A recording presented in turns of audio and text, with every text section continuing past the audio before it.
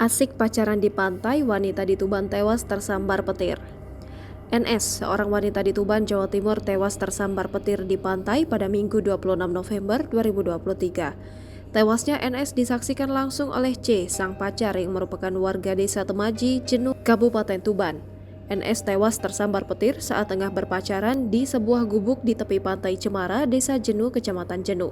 Saat itu NS dan C sedang menikmati panorama pantai Cemara di salah satu gubuk setempat petang hari.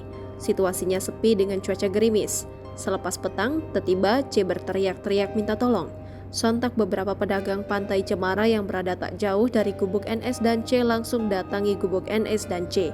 Setelah dicek, NS kondisinya terlentang di gubuk dan sudah tidak bernyawa.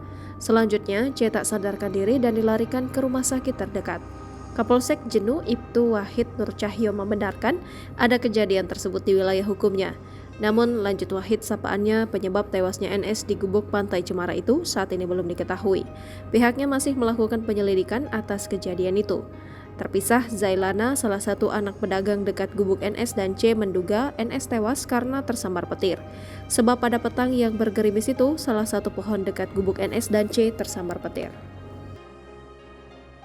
Download Tribun X sekarang, menghadirkan lokal menjadi Indonesia.